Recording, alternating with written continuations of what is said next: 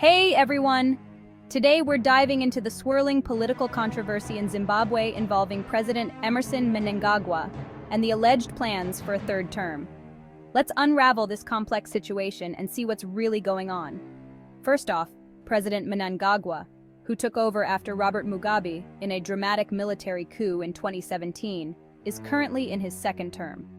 According to Zimbabwe's constitution, this should be his last. However, there's been quite a buzz about Mnangagwa seeking a third term.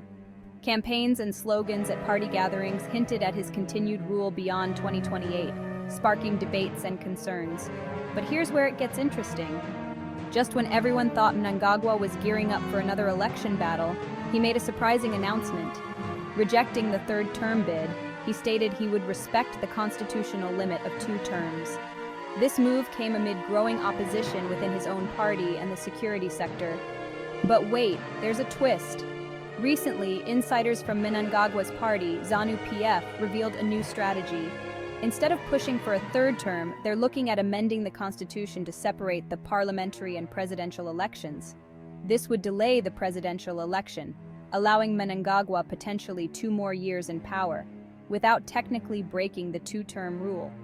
Critics argue that these proposed changes could allow Mnangagwa to handpick his successor and maintain influence in Zimbabwean politics, much like his predecessor, Mugabe.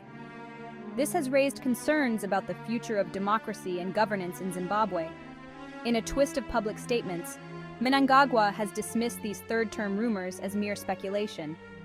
In an interview, he emphasized his commitment to the constitution and denied any plans to extend his presidency illegally. So, what do we make of this? Is Mnangagwa genuinely committed to constitutionalism, or is there a strategic play to extend his influence? Only time will tell, but for now, Zimbabwe remains at a critical political crossroads.